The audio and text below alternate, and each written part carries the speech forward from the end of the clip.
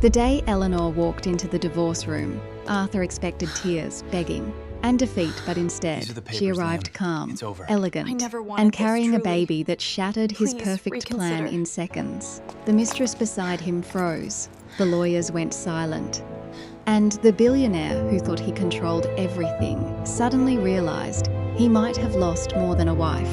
This story reminds us that arrogance can destroy an empire, while truth can rebuild a life. Watch until the end, and if this story moves you, please like, comment, share, and subscribe. The billion-dollar baby and a divorce that shattered the foundation of their lives. If you crave stories about sudden, life-altering twists and the way justice sometimes carves its own path through the wreckage, make sure to hit that subscribe button right now. Do you believe in true love finding its way back? Or was this move purely strategic? Drop a comment below with your thoughts on Eleanor's ultimate decision. Inside that high-end London law firm, the plush velvet carpet seemed to swallow the light, while the biting chill of the air conditioning only magnified the suffocating tension hanging in the air. This was no ordinary legal split. It was the public collapse of a high-profile marriage involving two massive business empires. And the atmosphere in the room felt heavy, dense, and unyielding as the dark marble slabs lining the walls. At the center of the room, seated at a massive mahogany table, sat Arthur Sterling. As the billionaire heir to the Sterling Global Logistics Group, he leaned back in his leather chair, looking relaxed and overly confident, with a smirk that bordered on open mockery. His piercing blue eyes, usually cold and sharp as frozen glass, remained fixed on the heavy double doors. Beside him, deliberately occupying the chair Eleanor had once claimed as her own, sat Luna. She was young, strikingly platinum blonde, and dressed in a vibrant red silk gown that served as a loud, provocative, and calculated signal from Arthur. He had clearly brought her along as a trophy, a blatant demonstration meant to show the world he had moved on and that his marriage was just a dusty, forgotten footnote.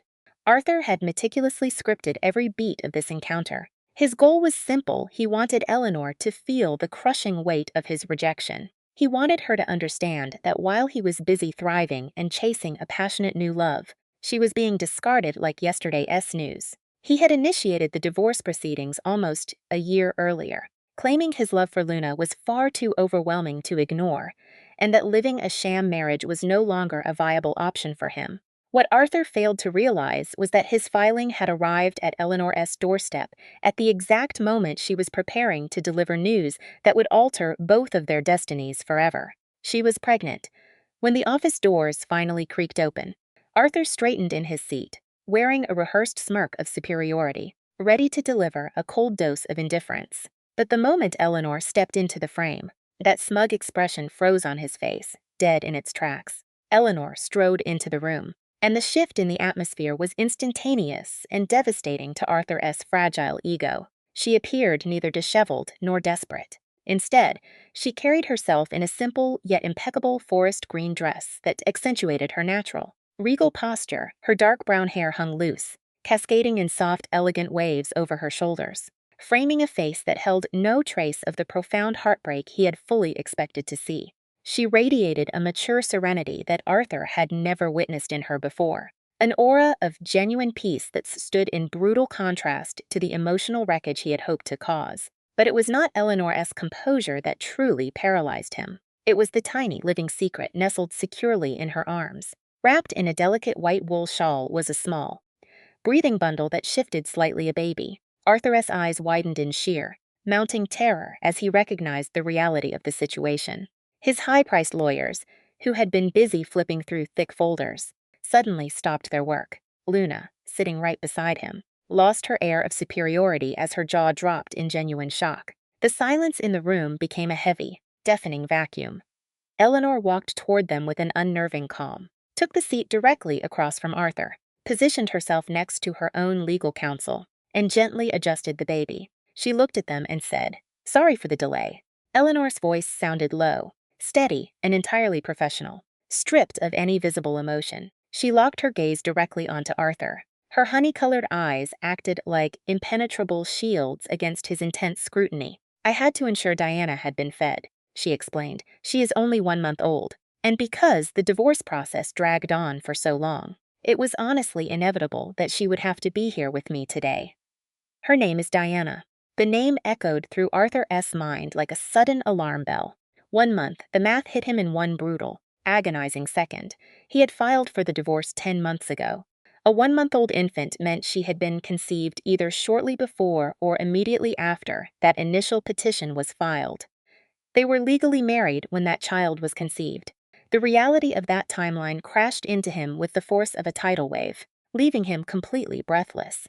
The shock was so profound that Arthur had to grip the edge of the table to steady himself. He had spent the past year reveling in his perceived freedom, flaunting Luna at every turn, and believing that Eleanor was home alone, lamenting her loss. He had tossed her aside without a second thought, publicly declaring his undying love for someone else. Now, sitting before him, was the living proof that he had lost so much more than just a marriage contract. He had lost the opportunity to be a father. The rage bubbled up inside Luna, who failed to contain her whispered comment, making it just loud enough for everyone in the room to hear. She stared at the child, then back at Eleanor. Who is the father of that child? Eleanor. Eleanor slowly turned her head to look at her ex-husband as mistress. For the first time all morning, she dropped her mask of indifference, flashing a look of such cold, sharp contempt that Luna physically shrank back in her chair. Diana's paternity is not a subject open for discussion in this divorce proceeding. Luna, Eleanor replied, her voice remaining perfectly measured but carrying a dangerous edge. She is my daughter, and if your primary concern here is Arthur's assets, let me be clear, I have my own fortune, inherited from my family. I am not interested in his money. The only thing I care about is closing this painful chapter as quickly as possible to secure a stable future for my child. The sharp use of the phrase, my daughter, combined with the clear implication that she didn't need a single cent of his wealth, hit Arthur where it hurt the most, his pride. Her financial indifference felt like a direct punch to his ego. But the realization that she had carried his child to term without telling him was an even deeper, more agonizing blow.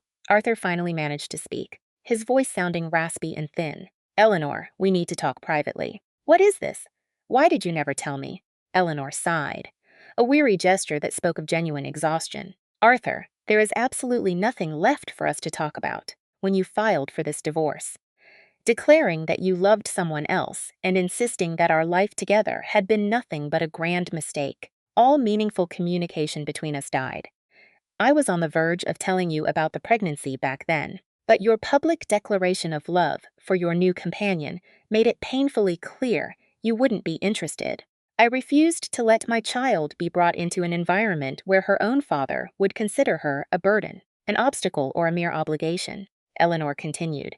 She looked down at Diana's small, sleeping face, and a deep, fierce, protective love lit up her eyes. That was the only moment she actually relaxed, the only crack in the steel armor she had meticulously built to survive this ordeal. She was clearly no longer the woman Arthur thought he knew.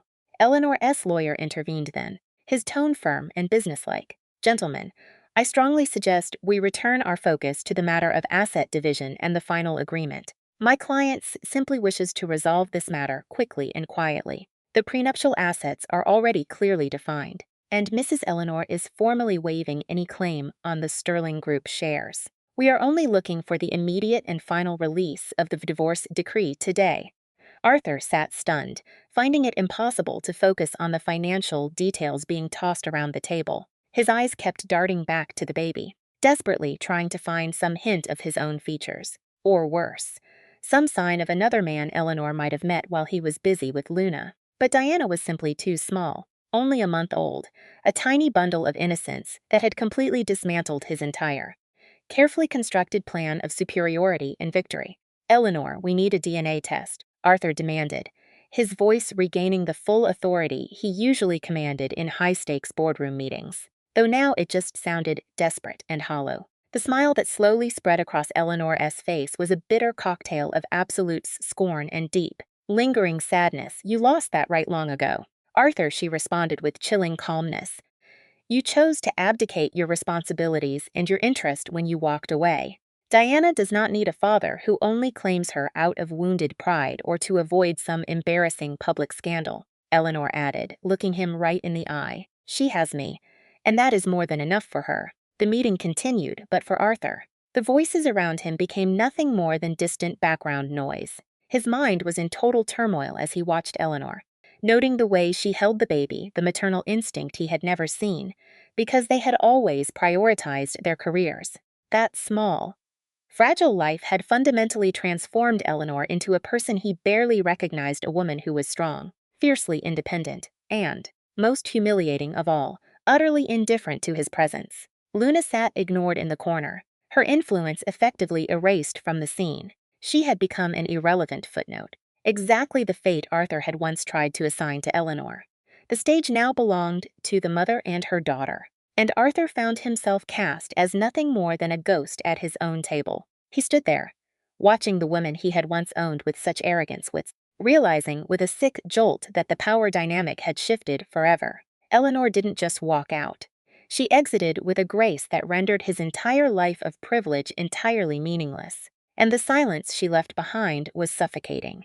When the meeting finally concluded, as the lawyers organized their folders and shuffled through final documents, Eleanor stood up. She did not look at Arthur even once. She simply adjusted Diana in her arms and headed directly for the exit. Arthur could not handle the silence.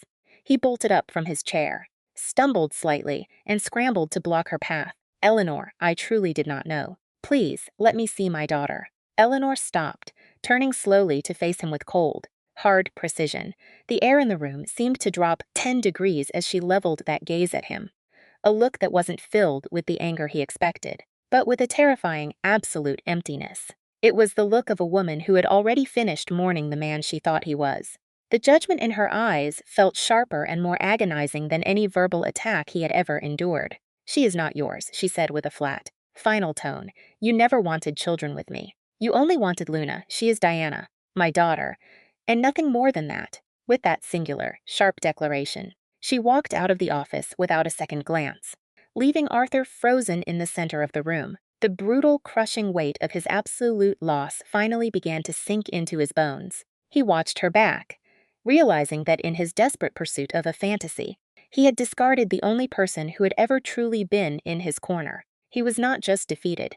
He was completely, utterly erased from the future she was building for that child.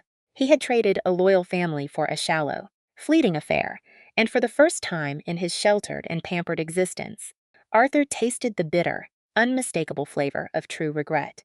Outside on the sidewalk, near the Grand Building, the entire scene was being quietly observed by a different pair of eyes. Tucked away in a corner cafe directly across the street sat Victor Sterling, a successful technology entrepreneur known for his vast wealth and a much more grounded perspective on life. He watched through the glass, his brow furrowing as he witnessed the drama unfolding. He had seen Arthur around, usually surrounded by sycophants and high-priced lawyers, but seeing him look so small, so pathetic, really changed the entire picture. Victor had been waiting there for a business meeting with a client who had canceled at the last minute. He was using the quiet time to review a complex industry report while nursing a cup of black coffee when he noticed the commotion spilling out of Arthur Sterling's office. Victor knew Arthur through the professional business circuit, though they maintained a cold, distant, and strictly formal relationship, rarely crossing paths outside of boardrooms or official events. Victor wasn't the type to care about social gossip, but there was something about the frantic energy crossing the street that piqued his interest. He set his tablet down, his eyes narrowing as he focused on the figures emerging from the heavy brass doors of the law firm.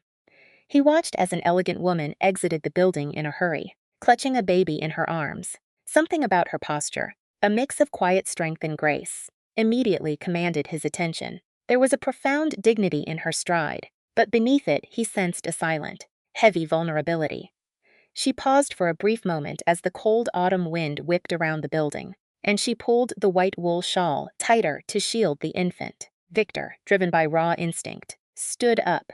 He didn't even think about the coffee he left cooling on the table. There was a desperate, protective clarity to her movements that made him feel like he was watching a lighthouse beam cutting through a storm, and he felt a sudden, inexplicable pull to move closer.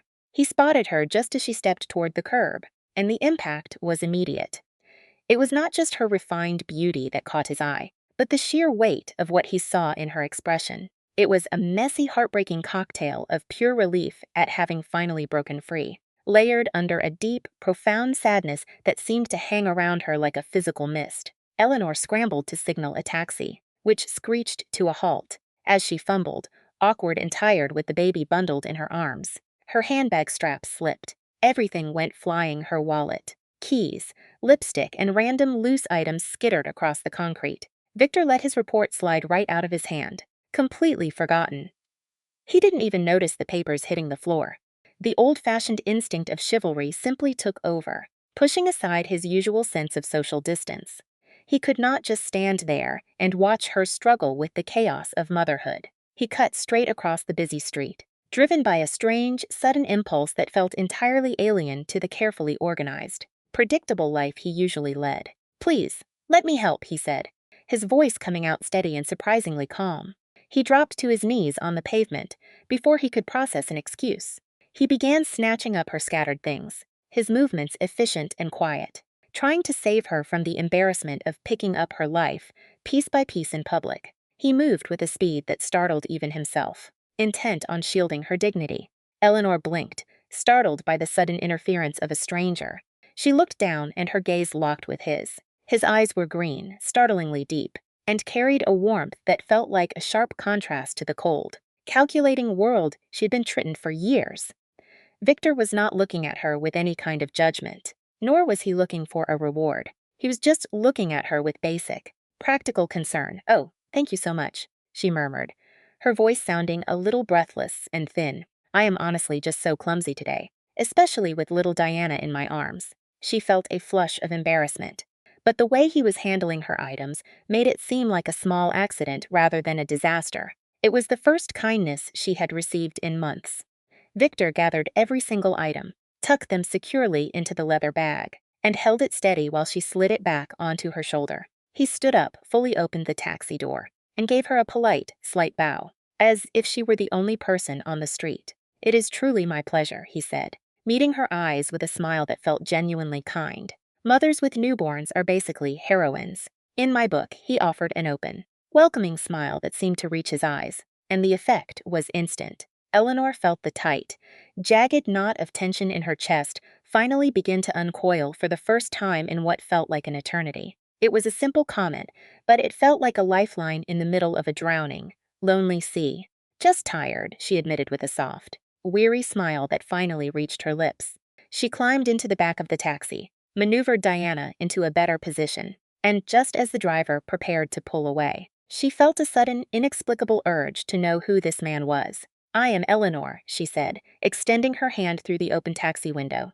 Victor took her hand firmly. His fingers were large, strong, and the grip was warm, a grounding presence that felt like a stark departure from the frantic, cold nature of her recent life. He did not let go immediately, holding her hand with a simple, respectful acknowledgement that seemed to bridge the gap between them. It was a human moment, raw and unpolished, in a city that usually preferred masks.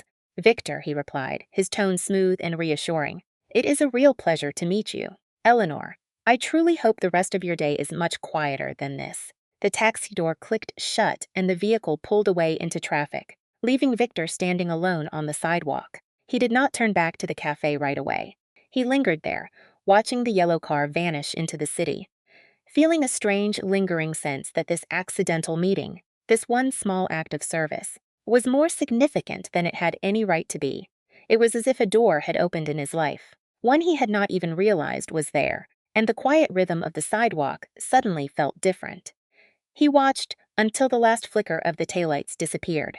He already knew the subtext of the situation. Eleanor had clearly just emerged from some kind of emotionally draining ordeal. The law office building looming behind them was a dead giveaway. He had read the relief in her hurried exit and the raw, vulnerable way she was trying to mask her distress from the world. He pulled his phone from his pocket, his movements deliberate, and tapped out a brief message to his assistant. "Discreetly find out the current status of Eleanor Sterling, the ex-wife of Arthur Sterling," he wrote, keeping the instruction precise. "Just for research purposes," he told himself, though he knew his curiosity was fueled by something far more personal than just business. He had to know who she was. Victor was not a stalker by any means, but he was a man defined by keen observation and decisive action. There was something about Eleanor's innate dignity, the protective way she cradled that baby, and the deep, haunting sadness he had witnessed in her gaze that made him feel she was worth defending. She deserved so much better than whatever fight she was currently facing. That tiny glimpse of the mother and her child had touched a chord in his heart that he had not even known existed. It was a protective instinct, sharp and sudden, and it nagged at him, making him realize that the man he was before this moment was slowly shifting into someone else. He felt a sudden, overwhelming urge to be the one who finally made her smile. He felt this sudden, pressing need to ensure she was safe, even if he had to do it from a distance. He was well aware that he was treading on dangerous, personal territory, but the memory of Eleanor's exhausted face and the small, sleeping baby would not leave his mind. He walked back to his table, but his concentration was completely shattered. The business report he had been reviewing now felt secondary, almost trivial. He found himself lost in thought, imagining her life, the long, difficult road she was about to travel as a single mother, and the sheer grit it would take for her to stand her ground in the shark tank of high society after such a messy, public divorce. He knew Arthur's reputation well, and it wasn't a good one for women. He felt an undeniable pull toward a woman he had barely spoken to for 5 minutes, yet who seemed to carry the weight of an entire world on her shoulders. She was like a sapphire of salvation in a gray city. Meanwhile, the absolute silence of Eleanor's apartment was a luxury she had earned through years of hard work, but it was currently filled with the soft, rhythmic breathing of her baby. She was sitting in the living room, gently rocking Diana, who had finally drifted off into a deep, peaceful sleep after a long, comforting nursing session. It was the only place she felt she could truly breathe, away from the prying eyes and the constant judgment that had become her daily reality. She was finally safe, but the battle was just beginning. Her apartment felt like an entirely different world compared to the cold, sterile luxury of the mansion she had shared with Arthur. It was her true sanctuary now. She had decorated the space with soft, warm colors, layering thick rugs and filling the shelves with her favorite books and curated artwork. This place finally felt like a real reflection of the woman she used to be before she lost herself in a marriage to a man who cared more about social status than people. The divorce papers were officially signed and filed. While the ink represented the end of a heavy, suffocating burden, the exhaustion still hit her in waves, making her feel fragile and completely drained. Looking around her quiet haven, she let out a long, shaky breath and dared to believe that she was finally starting over. The recent, nasty confrontation with Arthur and Luna had been painful, but honestly, it was entirely predictable. It only served to confirm that walking away was the only choice she could have made. Arthur was fundamentally not the man she thought she had loved. He was a shallow person driven by ego and superficial desires, and he certainly would not be the kind of father that a little girl like Diana deserved. However, his aggressive, sudden demand for a paternity test felt like a direct threat. It was a classic power play, a desperate attempt to keep his claws buried deep in her life. She knew him well enough to realize he was not acting out of any sense of duty. This was just another way for him to assert his control and keep her under his thumb. She held the truth with absolute, unshakable certainty. Diana was absolutely Arthur's daughter. The conception had happened during that one, desperate, final night they had spent trying to fix their crumbling marriage before he publicly discarded her for Luna. Initially, she had wanted to share the happy news with him, but the sheer, calculated cruelty of his divorce filing made her retreat into a protective. She gently laid little Diana down in her crib, smoothing the soft blanket with a motherly care that felt like a quiet anchor in the surrounding chaos, making her way to the kitchen. She started the kettle for some herbal tea, desperately hoping the warmth might settle her frazzled nerves. Suddenly, her phone buzzed on the cold granite counter. Shattering the silence of the night, a message from her lawyer popped up, the words hitting her like a physical punch. Eleanor, Arthur is formally requesting a paternity test. It read, he is threatening to go to the media if you do not cooperate. He claims you are hiding facts to deny his rights. Eleanor felt a surge of bile rise in her throat. The sheer audacity of the man was breathtaking. He had dismantled her life and his own family, yet here he was, turning his fragile ego into a public spectacle. Eleanor felt a cold, sharp fury wash away her exhaustion. Arthur was returning to his favorite weapon, the media, to twist the narrative and keep her under his thumb. It was never about little Diana. It was about preserving his pathetic facade as a successful, untouchable family man, a mask that had been shattered by his own selfish actions long ago. He could not stand the thought of losing control, and it drove him absolutely mad that she might have found peace or happiness without him in the picture. Every move he made was a calculated play for power, a desperate attempt to save face and ensure he remained the architect of the story, no matter how many lives he had to burn to the ground to keep that control. She typed a reply to her attorney, her fingers shaking with a potent cocktail of rage and cold resolve. "Tell him I will agree to the test, but only under my strict conditions," she wrote, staring intensely at the bright screen. "I want every single detail legally formalized right now. If the results prove he is the father, he must publicly acknowledge the child, and I am demanding full custody. Visits will be supervised until Diana is older and he can prove he is a stable, suitable father otherwise. He will have to fight for those rights in court, and that will be a long, painful, and very public process for him." She hit send, feeling a strange, hollow sense of liberation in finally setting the terms for the war he had started with his own pride. While she sat in the dim light of the kitchen waiting for an answer, a soft, pleasant memory cut through the tension. She thought of Victor, the man from the sidewalk, earlier that afternoon. The way he had knelt down without a split second of hesitation to help her gather her scattered belongings. The firm, steady, and comforting touch of his hands as he had reached out to assist. He was the complete opposite of Arthur in every conceivable way. He was discreet, thoughtful, and carried a quiet aura of calm that acted like a soothing balm on her fraying nerves. That brief, passing encounter had been a rare, unexpected moment of grace on a day that had otherwise felt like a complete disaster. Across the city in a high-rise, Victor found it impossible to focus on his work. His office, sitting on the 30th floor with a panoramic view of the sparkling metropolis, was usually his personal fortress of quiet productivity. Today, however, the image of Eleanor and her baby girl had completely eclipsed the data charts, and financial reports spread across his heavy mahogany desk. His assistant had already dropped off the summary he had requested. Eleanor Thorne, a former marketing executive, daughter of a well-respected banking family, and wife to the notorious Arthur Sterling. The file was short, but it painted a picture of a brilliant, capable woman who had been systematically sidelined by her husband.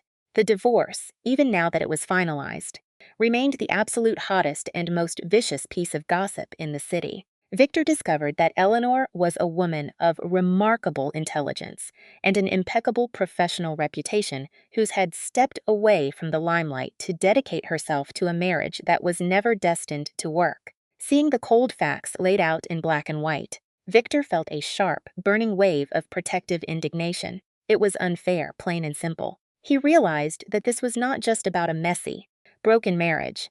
It was about a woman who had given up everything, only to be publicly betrayed and discarded by a man who truly did not deserve a single second of her precious time.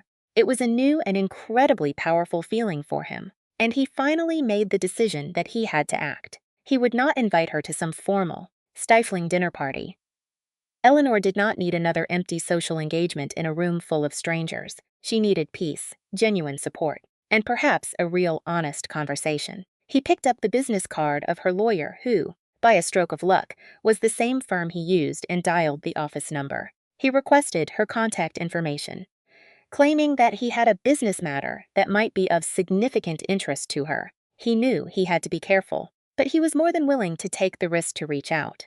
The silence in the penthouse was suffocating, broken only by the low hum of the air conditioner until my phone lit up with a message from an unknown number. Victor Sterling. The name alone made my pulse quicken. He was brief, his tone polite, carefully avoiding any heavy expectations. He knew about the public's scandal I had just endured and assumed I wanted space, yet he offered a simple, quiet escape.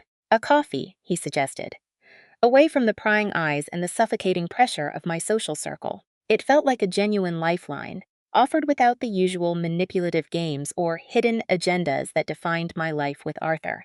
For the first time in years, someone was treating me like a person rather than a piece of property. There was a refreshing, deliberate lack of pressure in his words that caught me off guard.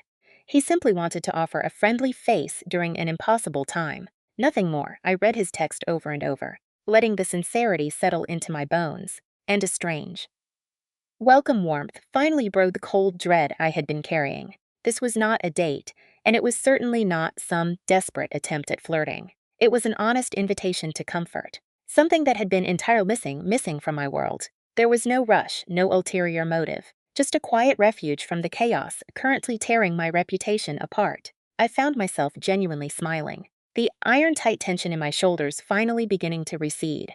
I typed a measured reply, expressing my gratitude while making it clear my company came with a small, precious bonus. I asked if he would mind me bringing little Diana along, bracing for a polite rejection. His response arrived almost instantly, vibrating with clear, authentic enthusiasm. He told me he absolutely adored children, which softened my heart immediately. He had the perfect spot in mind, a secluded cafe with an attached library, filled with deep velvet sofas and a strict reputation for silence. We agreed on 10 the next morning. When we finally met, the interaction felt strangely natural, like connecting with an old friend. The cafe was calm, and we tucked ourselves into a private corner where Diana could sleep soundly in her stroller, completely undisturbed. Victor was a true gentleman, never once forcing the conversation toward the messy divorce, the public betrayal by Arthur, or the nightmare of the paternity crisis. Instead, he shared his genuine passions, speaking about his clean technology startup, his deep love for vintage literature, and the lessons he learned during his recent travels. He even opened up about the profound loss of his mother when he was a boy, explaining how that early hardship forced him to mature far too quickly. It was this vulnerability that shaped him into a man who valued real, human connection over the shallow noise of high society. His openness was entirely unexpected, and it made me feel that perhaps I was not entirely alone in my grief after all. For the first time in what felt like an eternity, I finally allowed myself to exhale, lowering the walls I had built around my heart. I spoke freely about the career ambitions I had once pursued before meeting Arthur, about the raw, overwhelming wonder of holding my daughter for the first time, and the quiet joy found in simple motherhood. I realized then that Victor possessed a sharp, discerning wit, and his intense green eyes didn't just scan my face, they truly saw the person beneath the surface. For years, I had been a prop, a trophy, or a background player in someone else's chaotic story. Now, sitting across from him, I felt like a human being again, genuinely seen, respected, and valued for the first time in my adult life. "You possess an extraordinary amount of strength, Eleanor," Victor remarked during one of our long, sun-drenched afternoons, his voice steady as he sipped his coffee. He looked at me with genuine, unforced admiration, walking away from a marriage that high profile, especially while carrying a newborn, and somehow managing to keep your head held high, that is a rare thing to witness. I let out a slow, tired breath, keeping my gaze fixed on the ceramic cup between my hands. "It is not exactly strength, Victor," I corrected him softly. "It feels more like a desperate, clawing survival instinct." When Arthur filed for divorce and revealed he had a mistress, I felt shattered. I had lost my identity, my home, and my future all in one brutal, singular moment. But then I found out I was pregnant, and that singular discovery shifted everything for me. I realized I was no longer fighting for my own sake. I was fighting for her, for my daughter. "I am absolutely invincible," I said, my voice carrying a newfound, ironclad firmness. Victor leaned across the table, his expression shifting to one of intense focus. He looked right into my eyes. Does he even know about the baby? I felt a sudden, icy chill crawl down my spine as I nodded. He knows now, and he is making things incredibly difficult by demanding a formal DNA test, I admitted. Victor did not blink. "And will you agree to do it?" "Yes," I said, steady and determined. "I have nothing to hide, and I will do whatever is necessary to secure her future." I truly have nothing to hide. Diana is his blood, that is an undeniable fact. But he threw away the right to be the father she deserves the moment he walked out on us. I am going to fight every single day to ensure he remains nothing more than a name on a legal document rather than a toxic weight in her life. My emotions were raw, pulsing under my skin like a live wire. But my resolve was as solid as steel. Victor reached across the table and placed his hand over mine. It was a simple, grounding gesture of silent support that somehow made the fortresses I had built around my heart begin to crumble. Just a little, in the face of his steady, quiet presence. It was the first time I felt safe in years. "Whatever happens, Eleanor, remember that Diana has you, and that alone makes her the luckiest girl in the world," he said. "A man who only shows up when forced to recognize his own daughter is not worth a single second of your worry or your tears." His touch was warm, firm, and honest. There was none of the superficial, calculated charm I was so used to from Arthur, but rather a quiet, steady promise of genuine security. I felt a sudden heat rise to my cheeks and pulled my hand away, feeling embarrassed yet incredibly grateful for his kindness. It was a rare, unfamiliar sensation to feel both seen and protected without any hidden agenda or manipulation lurking in the background of the interaction. He was just being real. We ended up spending the entire afternoon talking until the sun started to dip below the city skyline, casting long, golden shadows across the park. Eventually, Victor insisted on driving us home. He had a luxurious black sedan, but unlike the showy, aggressive vehicles Arthur used to pilot, this one felt understated and refined. Victor navigated the busy city streets with a calm, patient precision that made me feel safe. When he finally pulled up in front of my apartment building, he turned in his seat to look at me properly. "I would really like to see you again, Eleanor," he said softly, "not as some distraction, but as a friend who genuinely wants to help you through this difficult season." I found myself really hoping he meant it. "You are going through such a difficult transition phase right now, and I know how incredibly lonely that can feel," he added. "I would like that too, Victor," I admitted, feeling a weight I had not even realized I was carrying start to lift from my shoulders. "Thank you for today. You really gave me a moment of peace in the middle of this chaos." The new chapter of my life was finally beginning to take shape. While Victor and I began building a friendship that felt like it was shifting into something much deeper, Arthur was watching from the shadows, and his obsession was spiraling into something truly dark. He could not stand the thought of me finding any kind of happiness, and he was determined to dismantle it piece by piece.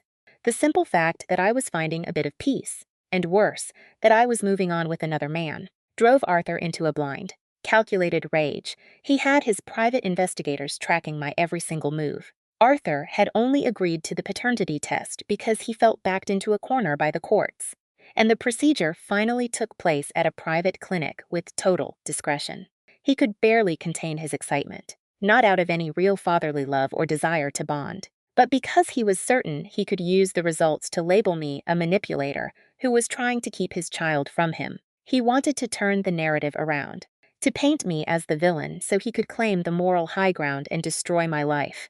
He convinced himself that, as soon as he proved he was the biological father, he could destroy my new relationship and drag me back into his orbit, feeling entitled to the family he had discarded without a second thought. A week later, Arthur's high-priced attorney finally called my office.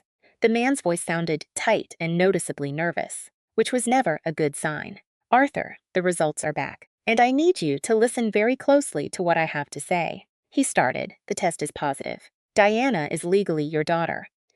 The silence on the other end of the line was heavy with anticipation, and for a moment, I could almost hear the gears turning in Arthur's mind as he processed the news he had been waiting for with such twisted satisfaction. A wave of smug relief and distorted satisfaction washed over Arthur. He let out a sharp, dry laugh that sounded like cracking bone. "I knew it," he muttered, his voice cold and triumphant. "Tell Eleanor I want to see her right this second, and tell her that everything has changed because now I have rights. I want total, unlimited access to my daughter." His lawyer cleared his throat uncomfortably, clearly dreading the conversation he was about to have. "Arthur, there is a major complication here. You have to remember the strict agreement you signed. It guarantees Eleanor full custody. You agreed to supervised visits only." He sounded like he was trying to warn a man who was already standing on the edge of a cliff, completely unaware of the disaster he was about to invite.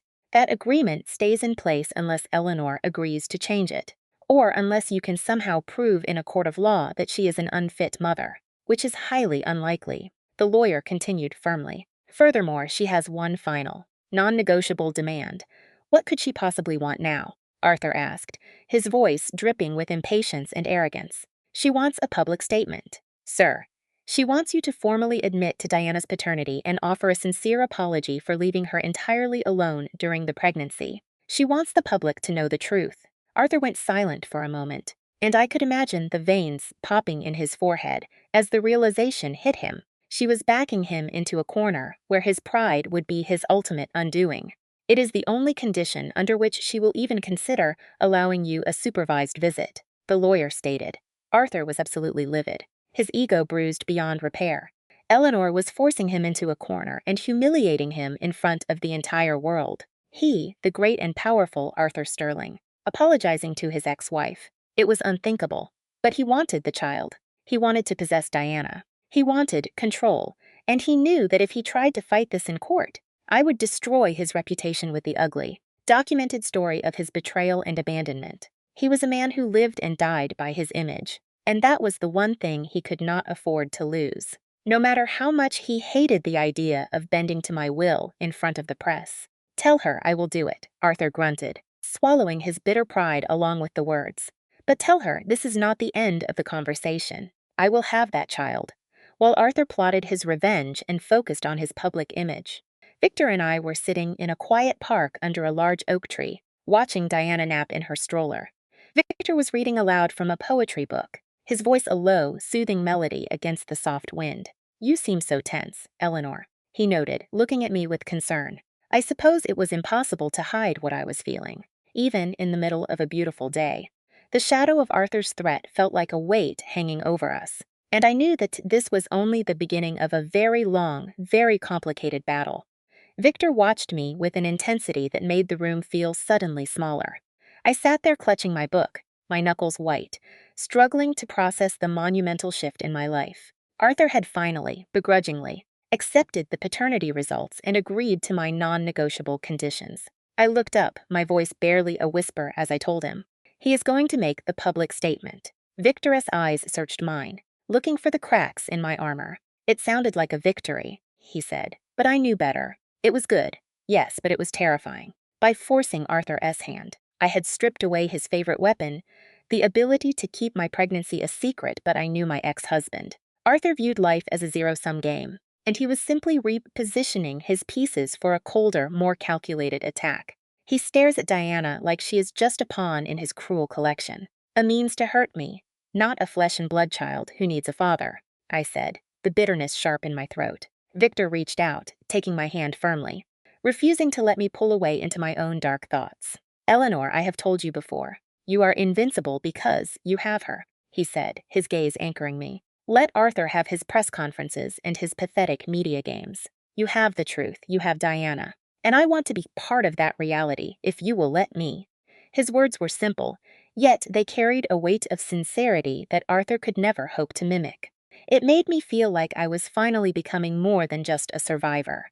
I was someone who could actually look forward to a real, unshakable future. He looked into my eyes with a depth that left me breathless. The time for hesitant caution had long passed between us. "I do not just want to be your friend, Eleanor," he admitted. "I am a practical man, and I know the complications that come with an obsessive ex-husband, but I have never felt for anyone what I feel for you. Your dignity, your strength, and the way you lead with your heart are all remarkable." He wasn't trying to charm me with shallow promises. He was offering me a partnership, a way to build something sturdy enough to withstand whatever storm Arthur decided to throw at us. It was a terrifying thought, yes, but in that moment it was also the most beautiful thing anyone had ever said to me in my entire life. "I love the way you protect Diana above all else, and I want to support you in that," he said, letting out a small, self-deprecating laugh. "I want to love you both, and I want to love Diana as if she were my own, even if her biological father is an absolute imbecile." Tears welled up, blurring the park around us. They weren't tears of sadness, but of profound relief, a sudden realization that I actually deserved the happiness I once thought was impossible. It felt like I was finally waking up from a long, freezing nightmare, and for the first time in years, the sun actually felt warm on my skin. I knew I was taking a massive risk, but for the first time, it felt like a risk that was worth every ounce of my effort for my daughter. "Victor," I started, my voice catching as I tried to bridge the gap between my fear and my desire. "You do not have to answer me right now," he interrupted with a gentle, reassuring smile. "Just know that I love you, Eleanor, and I will spend every day proving that I am the man you and your daughter truly deserve." Meanwhile, Arthur's statement to the press was a meticulously planned disaster, with a layer of fake contrition and a practiced, camera-ready smile. He finally confirmed Diana's paternity and promised to take responsibility. It was a performance, pure and simple. But the public didn't know the difference. They saw a billionaire stepping up, but I saw a man doing exactly what was required to protect his reputation, even if it meant lying to the world about his own hollow heart. His statement was clearly crafted to save his image as a respectable businessman rather than to express a shred of paternal warmth. Despite that, the act of publicly recognizing Diana was my greatest victory. I had forced him to play my game, ensuring the world knew he was the father, while simultaneously cementing the fact that I was the child's sole protected guardian. It was a chess move that had cost me everything, but gained me the only thing that truly mattered: safety for my daughter. The look on his face when he made the statement, forced and strained, told me everything I needed to know about how much he hated being under my control. It was a small but significant moment of poetic justice that I knew I would hold on to for the rest of my life. With that painful, suffocating chapter finally closed, I allowed myself to focus exclusively on the only thing that mattered: my happiness and Diana's future. And that happiness now had the face of Victor Sterling. The relationship between us blossomed with incredible speed, built on a foundation of mutual respect and an emotional intimacy that I had never believed was possible. It wasn't about the grand gestures or the expensive, meaningless gifts Arthur used to shower me with. It was about the way Victor looked at me, the way he held me, and the way he genuinely cared about the little things. We were building a life that was quiet and simple, but for the first time, it was mine. We weren't just running from the past. We were walking toward a future we were creating. Victor wasn't just a partner or a lover. He was a safe harbor in the middle of a raging storm. He adapted to the frantic chaos of a baby's routine with natural, calm ease, learning how to change diapers, sterilize bottles, and rock Diana to sleep with a patience and affection that melted my heart every single time I watched them. He spent his evenings with us, not as a guest passing through, but as a fully invested participant in the family life we were crafting together. Every time he walked through the door, the house felt a little bit lighter, a little bit more like a home. I knew that Arthur was still out there somewhere in the darkness, plotting his next move, but with Victor by my side, I wasn't afraid. We were a team, and that was something Arthur could never break. Our romance was intense, genuine, and deeply grounding. The physical connection that naturally followed our emotional bond was explosive. I had felt invisible and completely neglected during my marriage to Arthur, but in Victor I found a man who truly saw me. He idolized me as a complete woman, a dedicated mother, a professional, and a lover. His touch was always slow, deliberate, and full of both tenderness and ardent, unspoken desire.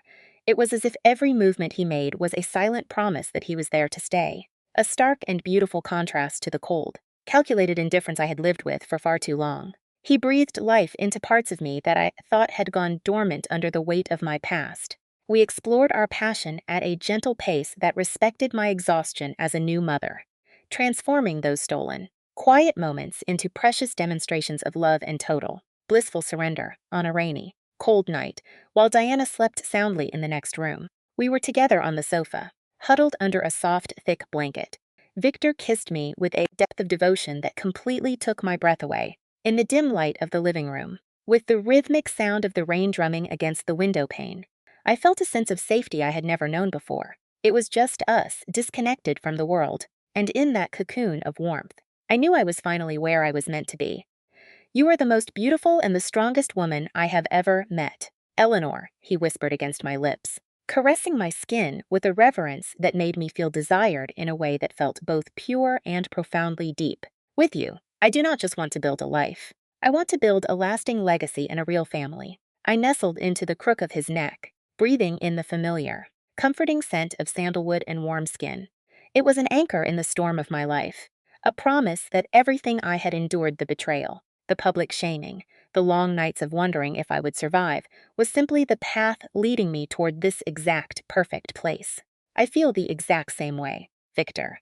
I never thought it would be possible to find this kind of love, I admitted, my voice soft in the quiet room. "Are you not afraid of everything that comes with me? Of Diana, of what Arthur might do?" Victor lifted my face, so I had no choice but to meet his gaze. His green eyes were serious and full of absolute, unwavering conviction. "Diana is not a burden. Eleanor." He said it with such casual grace that it felt like he was describing the weather, but the weight of his words resonated through the room. He wasn't just saying the right things for my benefit. He meant them with his whole honest heart. She is a miracle, and I have loved her as if she were my own from the very first moment I saw her in your arms on the street," he said, his hand lingering on my cheek. "As for Arthur, he is nothing but a dark shadow of your past. He may be a billionaire, but what does he have that I do not? He does not have your love or your trust. I give you peace, Eleanor. I give you a real future. He can only offer you chaos and regret." Hearing him speak with such clarity made the fear that had been gnawing at me for months finally start to dissipate, replaced by a quiet, steady resolve to move forward. In that quiet, hallowed moment, we sealed our destiny. Victor knelt beside the sofa and pulled a small, velvet box from his pocket. It was not an ostentatious, flashy diamond like the ones Arthur used to throw at me to buy my silence. It was an elegant, timeless sapphire ring surrounded by diamonds, perfectly reflecting my personality and depth. "Marry me, Eleanor. Let me take care of you and Diana forever." I did not hesitate for even a second. The ring caught the light, sparkling with a cool, deep blue that felt like the ocean, a symbol of the depths we had reached together in such a short, intense time. Tears blurred my vision as I whispered, "Yes, Victor, yes, 1,000 times. Yes." While we reveled in the quiet bubble of our private engagement, Arthur Sterling was back at his office, burning with a toxic, unadulterated rage. His ears inside the sidious, most elite social circles had fed him the news of my serious involvement with Victor Sterling. They were rivals in the technology sector, giants in different niches, and the news of our unions spread like wildfire. To Arthur, who viewed every human connection as a possession, my happiness was a direct, unforgivable insult to his status. The fact that Victor was just as wealthy, arguably more successful, and most irritatingly to Arthur, entirely genuine, felt like a deep, personal puncture to his fragile ego. After months of grueling legal battles and confirming DNA results, Arthur had finally secured his first court-ordered, supervised visit with Diana. It took place in my living room, under the cold, watchful gaze of a certified social worker. The entire meeting was an absolute, predictable disaster. Arthur arrived in a tailored charcoal suit that looked entirely out of place, radiating a stifling, corporate impatience that sucked the oxygen right out of the room. Arthur, a man used to commanding glass-walled boardrooms and making employees tremble, was completely lost with an infant in his arms. He attempted to bribe baby Diana with absurdly expensive, oversized toys and spoke to her in a clipped, professional tone, as if she were a new acquisition in a business merger. He completely ignored the soft touch, the gentle rocking, and the patience an infant craves. Diana, sensitive to the sudden shift in energy in his rigid, unnatural presence, began to wail. I walked in, calmed her with a familiar embrace, and felt my heart aches seeing how she recoiled from his robotic attempts at affection. Arthur watched us, his handsome face twisting into a mask of pure frustration. "You are doing this on purpose, Eleanor," he accused, his voice dropping to a low, venomous hiss. "You are actively trying to alienate me from my own blood." I didn't flinch, my composure ironclad. "Actually, Arthur, you are doing a stellar job of alienating yourself all on your own," I countered, keeping my tone steady. "She is only a few months old. She needs warmth, routine, and real love. Not a father who has to check his schedule to see if he even has a daughter." I stood my ground, anchored by the strength Victor had helped me find. "You are here out of cold obligation, not desire, and she feels that icy distance. I am here because as I am her father," he growled, his jaw clenching with raw, unfiltered fury. "And who is this Victor Sterling anyway? Have you already cast him in a daddy role? You are exposing my daughter to a complete stranger." I stared at him with chilling clarity. My hand was tucked deep in my pocket, my fingers brushing the sapphire ring Victor had given me. It was a cool, grounding weight against my skin, a constant reminder of the life I had finally built for myself away from Arthur's suffocating shadow. Diana has been exposed to the only thing she truly needs, which is a warm, stable home. If you want to discuss her life, I suggest you stop paying private detectives to stalk the man I am going to marry. My engagement to Victor will be official news soon, and he is the man Diana recognizes as her father in every way that counts. He is the one who shows up for her, and that is a reality your lawyers and your millions simply cannot change. Arthur, my voice didn't waver, not once, as I delivered that final, sharp blow to his hollow pride. Arthur staggered back, the news landing like a physical punch. Engagement. The word seemed to strip him of his remaining composure. He realized in that instant that he had lost the control he craved over my life. He had lost Eleanor, his former domestic kingdom, and now he was about to lose his only tether to his daughter, to a rival who loved her without conditions. "You cannot do this, Eleanor. I will fight for that child in court. I am the biological father," Arthur shouted, his voice thick with a desperate, frantic panic. The polished mask of the billionaire had shattered, revealing only a scared, angry man.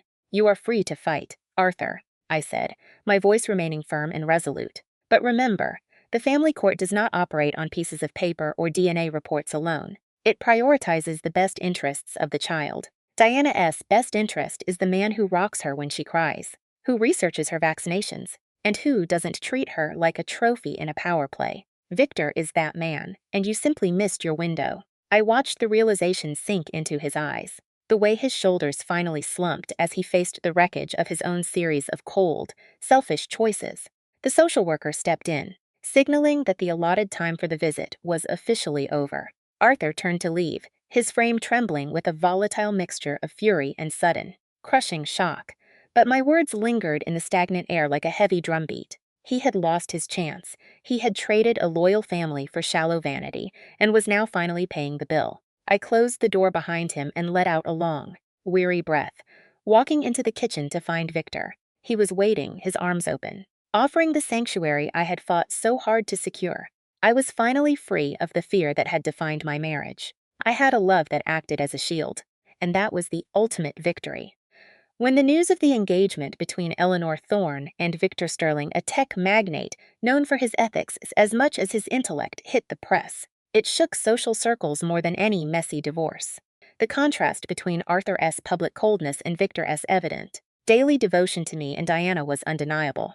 People were finally seeing through the facade, understanding who Arthur really was and the truth of our new, quiet strength. The media narrative shifted almost overnight, painting Arthur as the negligent ex-husband who had chased a shallow affair and was now desperate to reclaim a life he had discarded. Arthur, fueled by a pride that refused to heal, tried to use his massive corporate resources to destabilize Victor. He initiated a campaign of subtle, underhanded smears in the business press, trying to secretly sabotage Victor's most important technology projects. It was a pathetic, transparent display, and the industry saw right through the tactics, which only served to make Arthur look smaller and more desperate in the public eye. But Victor was much more than just a competitor. He was a brilliant strategist and a man of rock-solid principles. He handled Arthur's petty, vengeful attacks with complete transparency and dignity, turning every attempted sabotage into another humiliating defeat for my ex-husband. Arthur's final, desperate card was to file a formal lawsuit demanding increased custody, arguing that his vast, impersonal wealth provided a better environment for Diana. It was a move born of spite, not love, and it was entirely doomed to fail the moment it hit the judge's desk. He pushed for shared custody, seeing it as the only viable way to keep a claw in my life. The trial became the climactic conclusion to months of building, suffocating tension. The judge, after hearing the testimony and examining the evidence, didn't focus on bank balances or genetic markers. He focused entirely on the well-being of the child. Victor and I both testified, detailing Diana's daily routine, how seamlessly Victor had integrated into her life, and the emotional stability he provided. We laid our lives out, transparent and honest, for the entire courtroom to see. Victor, in a deeply emotional deposition, declared his love for Diana, clearly expressing his intent to legally adopt her as his own daughter. Arthur's lawyers presented impressive wealth charts and his DNA test results to remind the court he was the biological father. But Arthur's own testimony became his total ruin. He spoke at length about his legal entitlements, the humiliation of being left out, and how he could provide a more expensive future. He kept listing assets and portfolios, never once mentioning the actual, breathing child he claimed to be fighting to save. He failed to name her favorite lullaby, her feeding schedule, or any intimate, loving detail of her personality. He failed to show even a flicker of genuine affection. The judge delivered the verdict with a brutal, chilling clarity. The court acknowledges the biological paternity of Mr. Arthur Sterling. However, the court also acknowledges that the biological father has shown a profound lack of interest and involvement in Diana's life from conception until this very day. The silence in that room was absolute as the judge continued to methodically dismantle every leg of Arthur's case. The best interests of a child are not found in the father's massive fortune, but in the mother's stability and consistent, daily affection. Miss Eleanor Thorne has proven she has built a loving, stable home supported by Mr. Victor Sterling, who has acted as a committed and constant paternal figure. Full custody of Diana was granted to me, and Victor was officially granted the authorization to begin the legal adoption process immediately. It was the victory I had prayed for, a validation that goodness and authentic love actually mattered more than money. Arthur was limited to quarterly, supervised visits at the sole discretion of the social worker and myself. It was the absolute end of the road. Arthur had lost the battle, and more importantly, he had lost the chance to ever be a real father, having been replaced by the man I had truly chosen. 2 years later, the house that Victor and I shared had become a beautiful, quiet haven of laughter, growth, and genuine affection. We were a real family, built on a foundation so much stronger than any legal contract could ever provide. Our wedding was a quiet, intimate affair, completely stripped of the unnecessary pretense that once defined my life with Arthur. It was elegant, sincere, and perfectly representative of who we were now. By that time, Victor had completed the legal adoption of Diana, and she was officially Diana Sterling Thorne. As for Arthur, his name had faded into nothing more than a distant, painful echo, a ghost of a life I no longer lived. Little Diana, just 2 years old but sharp as a whip, called Victor Daddy, with a conviction that only a child possesses when they find their true north. Victor approached fatherhood with a level of natural intuition that made it look effortless, as if he had been rehearsing for this exact role his entire life. He was the unwavering bedrock of their household, never missing a bedtime story, a pediatrician appointment, or a messy, joyous school milestone. With the suffocating, dark cloud of her previous life with Arthur finally dissolved, Eleanor began to flourish. Victor's unconditional, steady encouragement gave her the confidence to reignite her career. They became the quiet gold standard of what a partnership could be, proving that the most enduring love is forged through mutual support, not competitive egos. They had constructed a genuine empire, though it was built on shared values rather than gold or status. On a warm, sun-drenched afternoon, Eleanor sat on the patio, watching Victor play with Diana in the garden. He lifted their daughter high toward the clear blue sky, her laughter ringing out like bells in the heavy summer air. Victor caught Eleanor's gaze from across the lush grass, and in his kind, steady green eyes, she saw the very same silent promise of security he had offered her on that first rainy day, back when he had helped her gather the shattered pieces of her life. He was the partner she had always deserved, and the father Diana had been searching for all along. They were, in every sense, the definition of a real family. Looking back at their origins, forged amidst the wreckage of a brutal, public divorce and the overwhelming stress of a newborn, it was clear that destiny simply waits for the right moment to place the right person on your path. If this story of strength, healing, and the courage to choose the right partner has touched you, please hit that subscribe button and leave a like to help us reach more people who need to hear it. What was your absolute favorite moment of Victor's character development so far? Drop a comment below and let us know your thoughts. Make sure to subscribe to see how Eleanor and Victor continue to build their shared future. If you truly believe that resilience and love can overcome any trial, hit the like button now. 2 years after that infamous court case, Eleanor Sterling Thorne, who kept her maiden name as a nod to her roots while hyphenating it with Victor S., had transformed into a powerhouse, not just as a devoted mother, but as a formidable business leader in London. With Victor consistently pushing her forward, she re-entered the cutthroat corporate world. But this time, the rules were entirely hers. She was no longer a background player. She was the architect of her own destiny. She founded Thorne Design and Strategy, a high-end firm that focused on brand repositioning and spatial design for massive technology firms. Her reputation grew rapidly, and soon, her firm became the most sought-after partner, particularly in the clean technology sector, where Victor was already making significant, industry-changing waves. Their sprawling home in Richmond, London, was a perfect reflection of their quiet values. It was luxurious, certainly, but felt warm and inviting, never showy or cold. Everything was designed with little Diana in mind, who was now a sharp, endlessly curious toddler who called Victor Daddy without a second thought. One Sunday morning, Eleanor mentioned her upcoming high-stakes meeting with the Solaris Group. Victor was busy helping Diana tie her trainers, his focus entirely on the task at hand. He didn't even look up as they talked about the details of her demanding schedule. He concentrated on the small, intricate knot, making sure the tension was absolutely perfect. He told her that while the Solaris deal was massive, she needed to stick to her own limits. He did not want her skipping Diana's afternoon swimming lesson just to cater to the old, demanding Arthur rules. Eleanor smiled to herself at the mere mention of her ex-husband. The name Arthur had become nothing more than a small, harmless private joke between them. She promised Victor she would be home well before 3 o'clock to keep their weekend plans intact. She added that she was meeting Henry Caldwell there as well. Henry, a renowned venture capitalist and one of Victor's closest friends, was a constant, welcome presence in their lives. He respected Eleanor deeply, not just for her brilliant business mind, but for the poise and quiet grace she had shown throughout the darkest points of her divorce. Victor loved the idea. He suggested that since Henry had a daughter the same age as Diana, they should definitely look into arranging a play date for the girls very soon.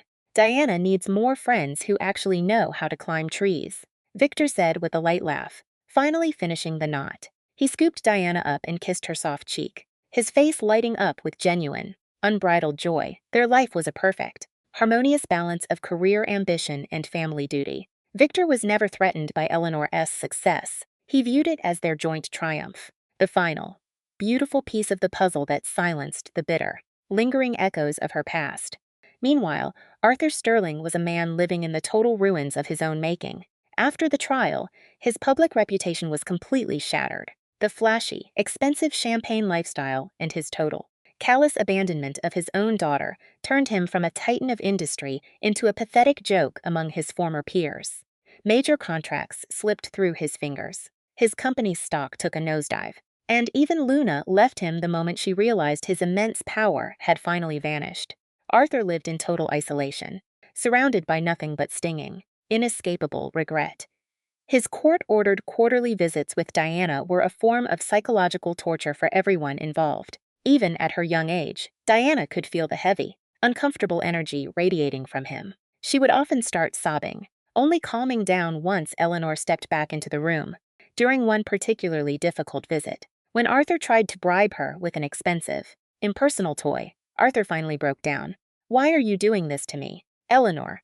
Arthur whispered, his voice cracking as she calmly took Diana into her arms. "Why did you take her away?" Eleanor looked at him, her expression calm and completely free of any malice. She simply stated the absolute truth. She told him that she hadn't taken Diana away at all. He had walked out of her life of his own volition. She had offered him honesty and a chance to step up. But all he had ever cared about was ownership and his own ego. "You cared more about a red dress than your own family," she told him. "I love her. But you don't even know what that word means. You love the idea of her as a trophy, something to be polished and shown off to others. You wanted to use her as a weapon to control me, but that failed. True love doesn't need supervision. Arthur, true love is waking up at 3 in the morning to feed a baby, not showing up once a quarter with expensive gifts for 30 minutes of performance.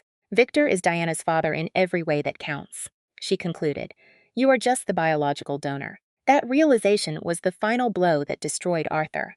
He finally understood that he had lost far more than his money. He had lost his humanity. Shortly after that encounter, Arthur sold off much of his company, left London entirely, and moved to a secluded island, living out his days in bitter, lonely regret. Stories like this make us wonder, how would you handle a situation like this?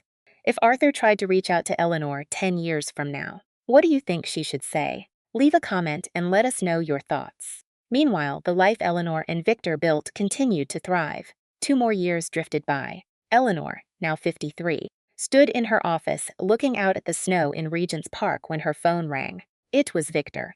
"Are you finally finished for the day?" she asked, the sound of his voice bringing her instant comfort. "I am all done," he replied. Victor's voice was warm, filled with the kind of love that made her feel safe. He had major news.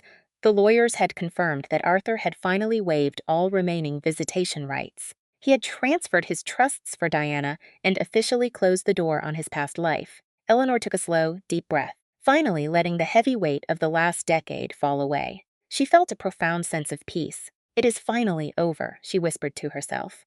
savoring the quiet victory. "It is finally over," Victor promised, feeling her relief. He asked her how she wanted to celebrate this new chapter. Eleanor checked her calendar with a soft chuckle. They had Diana's school concert at 4, followed by a small gathering with Henry Caldwell. "And after that?" Victor asked, his voice playful yet deeply affectionate. Eleanor looked down at her desk at the plans for their next big venture, a new project they had been preparing for months.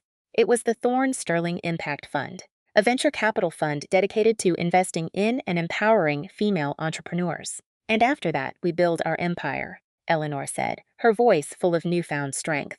"We prove that a family built on respect and genuine love is the strongest force in the world." "I love you, Eleanor," Victor said steadily. "I love you too, Victor," she replied, grateful for everything. Victor responded softly, saying he hadn't done anything at all. "I didn't do anything," Victor said. "You were the one who chose to fight for your own worth. I am just the lucky man who got to stand by your side while you changed the world." Love is the true foundation. Their story, which began with a small act of kindness on a rainy day and was forged in the fire of a bitter divorce, had become an inspiration to many. It wasn't just a fairy tale. It was a lesson in true value, proving that perseverance always pays off in the end. It was a lesson in what really matters. Eleanor discovered that silence isn't always weakness. Sometimes it is the best strategy. She learned that real love isn't about control, but about unconditional dedication to someone else's growth. She didn't look for the richest man she could find. She looked for the best man. And that man became the rock of a family where Diana grew up feeling stable, secure, and loved every single day of her life.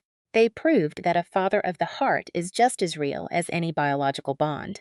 A painful, destructive divorce can actually become the fertile ground for a life much fuller than you ever dared to imagine. If this story strikes a chord as a testament to how love and iron-willed resolve can prevail over bitterness, please tap that like button and share it with someone who needs to hear it. Don't forget to subscribe to follow more stories of powerful women and their hard-won, incredible success. The official launch of the Impact Fund signaled the start of a completely new era for them both. 4 years had flown by since that final, dramatic exit from the divorce court. The Thorne Sterling Impact Fund, quickly becoming known as TSIF, had transformed from an ambitious dream into a dominant force across the European investment landscape. Their focused approach to funding sustainable technology and supporting female-led startups had not only generated massive financial returns, but it had fundamentally redefined what real success meant in the fiercely competitive, often ruthless world of high-stakes finance in London. They were proving that money and ethics could truly thrive together. Eleanor, now serving as the fund's chief strategy officer, was celebrated everywhere for her uncanny ability to spot hidden potential that everyone else had overlooked. Her incredible trajectory of success served as the ultimate, resounding rebuttal to Arthur S. Arrogant, cutting dismissal of her as nothing more than a simple homemaker. On a blustery Tuesday, Eleanor stood center stage at the historic Royal Exchange in the heart of London, delivering the keynote speech at the annual Women in Tech Summit to an audience of hundreds. The room was packed, the energy was electric, and every eye was fixed on her as she prepared to share the hard-won lessons of her journey and the future of their fund. Her speech focused on the deep, meaningful ripple effect that comes with ethical investing. We were told time and again that a compassionate heart and a professional balance sheet simply do not mix. Eleanor declared to the crowded, attentive room. We were constantly told that prioritizing our family over the daily, cutthroat hustle meant we were effectively sacrificing all personal ambition and professional worth. I am standing here today to tell you that those outdated, narrow-minded beliefs are the real rounding errors in the corporate world, she said, her voice steady and clear. She was no longer asking for a seat at the table. She was busy building a new one entirely. Our greatest strength as women and as leaders lies in our ability to build a foundation that is stable, not brittle, she continued. We choose to invest in people, not just in short-term profits. That is the Thorne Sterling difference. Victor, seated in the very front row, felt a surge of pride so deep it was almost overwhelming. He was not just there to support her career. He was witnessing her full, powerful potential being unleashed on the world stage.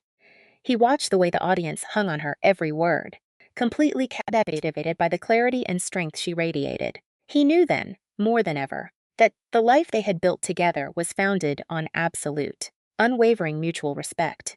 Diana, now a bright, observant, and endlessly curious 6-year-old, sat right beside Victor, scribbling furiously in her notepad. Every once in a while, she would look up at her mother on stage with wide, fascinated eyes, clearly proud of her. A peaceful, fulfilling life was their daily reality. Their home life was the envy of their entire social circle, not because of the wealth they had accumulated, but because they guarded their intimacy so fiercely. Their evenings always revolved around Diana, helping with school projects, reading bedtime stories together, and Eleanor preparing simple, delicious meals that they all enjoyed as a family. It was a stark, beautiful contrast to the hollow, performative lifestyle of Eleanor's past. Victor's request for simple, home-cooked food was a refreshing change from the endless, impersonal catering that had defined her previous marriage. One evening, after Diana had finally drifted off to sleep, Eleanor and Victor were in their private home library, reviewing the latest investment portfolio for TSIF. Solaris is up 50% this quarter, Victor noted, finally snapping his laptop shut and turning his full attention to her. Your strategic design overhaul was the main catalyst for that growth. Eleanor, you are truly brilliant, he said, his voice laced with genuine admiration. He had never been a man to give empty praise, and his recognition meant everything to her. It was not just the design. Victor, she replied, leaning back in her leather chair with a tired but content smile. It was the integrity of the project. Solaris is led by a mother of 3 who refuses to sacrifice her core values for a quick, dirty buck. I saw myself in her journey. Victor rose from his desk and walked over to her, pulling her gently into his arms. I see myself in you every day. You know, he whispered, pressing a kiss to her forehead. The weight of the world seemed to fall away whenever they were together like this. They had built something that was not only profitable, but truly good. And that shared purpose bonded them tighter than any contract could. He paused, his voice softening with pure, unfiltered emotion as he spoke about their daughter. Diana asked me today if my name was always Daddy, he said. Eleanor felt her heart melt at the thought. She looked up at him, eyes shimmering. And what did you tell her? She asked softly. I told her that my name is Victor, but that the name Daddy is the greatest gift her mother ever gave me, he replied. He looked at her, his green eyes filled with an unwavering love that had served as her steady anchor through every single storm they had faced together. It was a beautiful, honest moment that reminded her why they were such a strong team. I want to be your husband forever. Eleanor, he said, holding her close. And I want to be Diana's father in every way the law allows. I still think we should have another child. A sibling for Diana, he added with a hopeful, gentle look.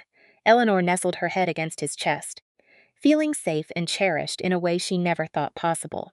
I want that too, Victor. More than anything in the world, she whispered back.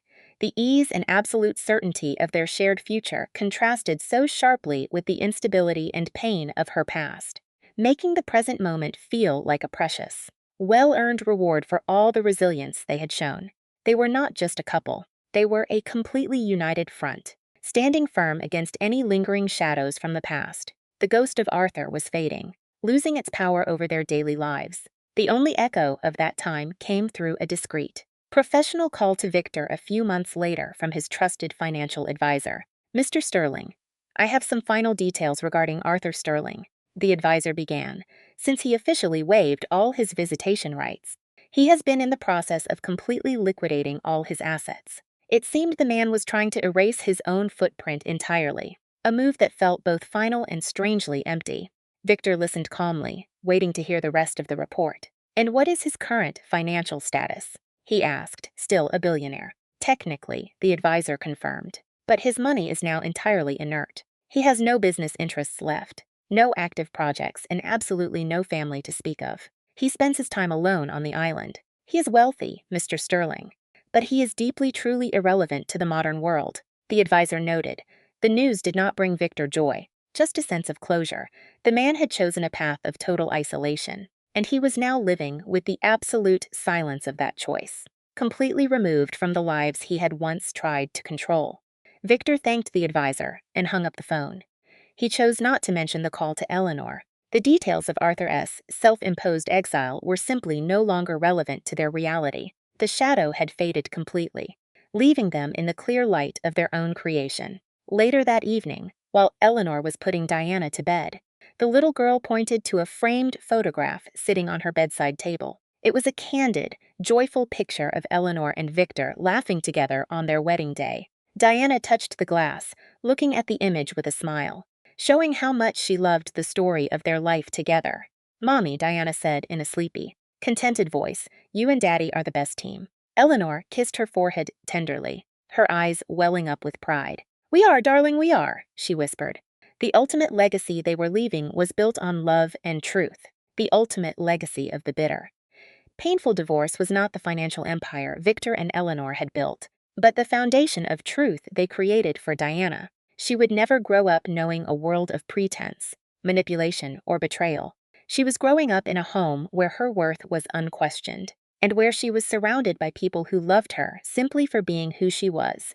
She would only know the warmth of a father who had fought to adopt her, and a mother who had fought to protect her true dignity. Years from now, when Diana inevitably asked about her biological father, Eleanor knew exactly what she would say.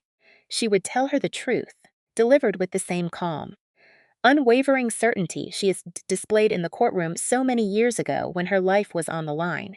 It would be a story about choices, about the cost of pride, and about the immense value of choosing to love and protect the people who truly matter, regardless of what the rest of the world thinks.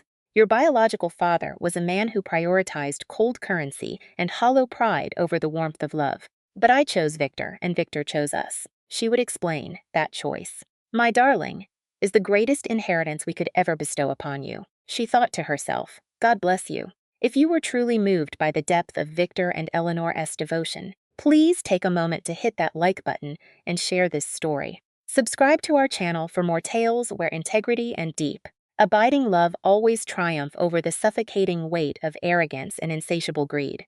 Growing up in the serene landscapes of Greenwich, another decade slipped by, and life continued to bloom beautifully. Diana Sterling Thorne was now a sharp, confident, and incredibly poised 16-year-old. They had purchased a massive, tranquil estate in Greenwich, Connecticut, providing them with a quiet escape outside the constant, exhausting hum of New York City and giving Victor much easier access to the United States operations of TISIF. Diana inherited Eleanor's keen intellect and Victor's calm demeanor.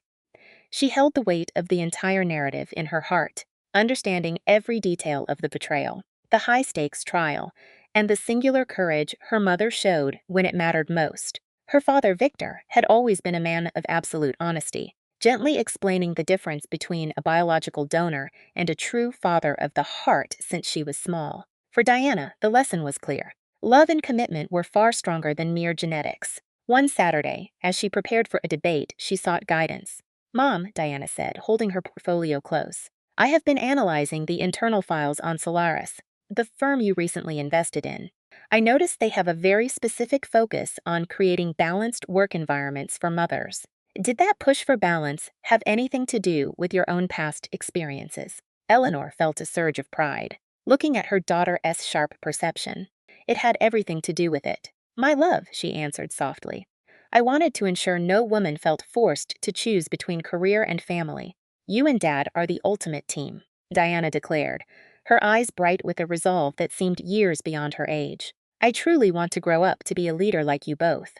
One who can genuinely change the world through work that carries real weight and meaning." Then, exactly a year later, the family welcomed a new addition, a healthy baby boy named Ethan. This decision to grow their family, made after many long, thoughtful years, was the direct result of the solid, unshakable stability and love they had built.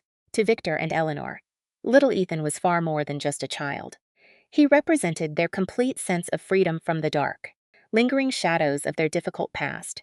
His arrival served to further solidify the already unique and powerful bond between Diana and Victor. Diana, who had once been the quiet center of her parents' struggle and commitment, now stepped gracefully into her new role as a proud, protective big sister, watching over her little brother with a sense of duty that warmed her parents' hearts each and every single day.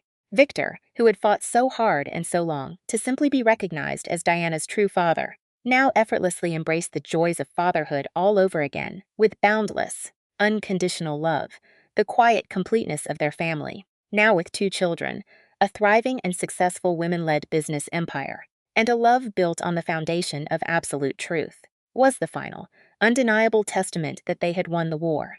They had won not just for the money or the social status, but for the fundamental, deeply held values they had fought so hard to protect.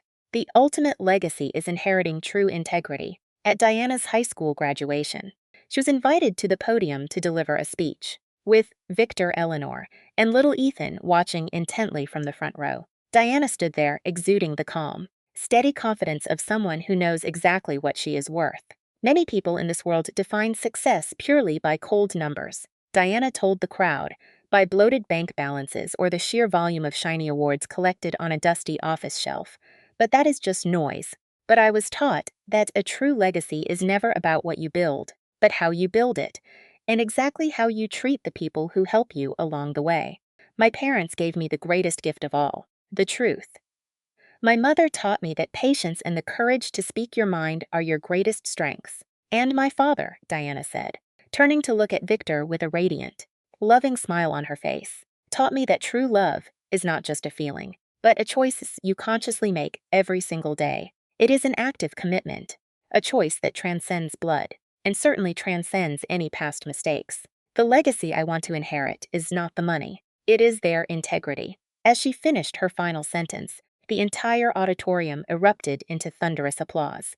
Victor and Eleanor stood there looking at each other, then back at Diana, and finally at little Ethan, who was clapping along with such joy. They had not just won a messy, bitter divorce. They had effectively dismantled the old, toxic systems that held them back. They were finally free to build something that was truly their own. They had created a family that could actually change the world by simply living their principles every day. Here is your final call to action. What field do you think Diana will pursue when she grows up? Please share your prediction in the comments section below. Subscribe to follow the continued success story of the Sterling Thorne family as they navigate their future. The Final Sunset, a legacy cast in love, is just the beginning of a much larger journey that we are honored to share with you all. And we are so glad you are here. Subscribe for more inspiring stories. And make sure to like this video as a final salute to Eleanor and Victor's hard-won triumph. A new dawn in Greenwich, years later. The Sterling Thorne family lived a life of deep, quiet fulfillment at their beautiful Greenwich estate. Diana graduated with top honors from a prestigious university, choosing to pursue law and business ethics, firmly determined to use her sharp acumen to drive real integrity into the often cutthroat corporate world, changing the system from the inside out just as she had promised she would. Ethan, a lively and bright boy with Victor's signature warm, humorous temperament, was now in high school. Deeply passionate about environmental engineering, largely inspired by his father's successful green tech ventures, Victor and Eleanor remained a power couple, but their primary focus had shifted significantly. The Sterling Thorne Investment Fund had grown into a major philanthropic engine, having already transferred the day-to-day leadership to a new, capable executive team, including their trusted partner, Henry Caldwell, who shared their vision for a better future. They spent the majority of their time traveling now, not seeking new contracts or acquisitions, but visiting the various charitable projects they funded all across the globe. On a quiet, late afternoon, Victor and Eleanor sat together on their porch, overlooking the peaceful, blooming garden. Diana and Ethan were both grown and entirely self-sufficient, and the house was filled with a lingering, quiet sense of peace that they had once only dreamed of achieving when they were caught in the middle of their darkest storms years before. "Do you remember that trial, Victor?" Eleanor asked softly, her hand resting lightly on his. "The day you weren't her father." Victor smiled, a genuine, warm smile that reached his eyes. "I remember. I remember the exact feeling when I saw you walk into that room with Diana in your arms. That was the moment I knew that regardless of what happened with the financial settlements, I had found everything I ever wanted. I had everything I needed right there in front of me, and nothing in the entire world could ever take that away from us. I did not win his divorce. Ellie, I won you. You won us." Eleanor corrected him, her eyes shining with unshed tears. "You gave me something Arthur could never even comprehend. Security without ownership." Arthur Sterling's legacy had long ago become a cautionary tale, a small footnote on the dangerous perils of unchecked arrogance in finance. Conversely, the Sterling Thorne legacy was a blueprint that proved money could never buy love. respect, or a father's rightful place. They had proven that the truth really does set you free. As the setting sun cast a warm, golden glow over the garden, Victor squeezed Eleanor's hand tightly. They had not just built a massive empire. They had built a family that ultimately redefined the true meaning of wealth. It is the wealth of love, integrity, and the daily, deliberate choices made every single day to champion truth, kindness, and decency in a world that often demands the opposite of you. It was a life lived with purpose. And looking back, they wouldn't change a single thing about the path that brought them there. That foundation of integrity became the legacy that both Diana and Ethan would carry forward, eventually changing the world in their own principled, determined ways for generations to come. The lessons we instilled were deeply embedded in their hearts, forming a stable foundation for whatever future they chose to build for themselves. In the end, it was never really about the estate, the vast fortune, or the influence that the Sterling family name commanded. It was about the people, the genuine connections, and the unwavering belief that doing the right thing was the only path to lasting peace. We had finally arrived at this place of quiet strength, and looking at the road behind us, the future seemed brighter than I ever dared to imagine.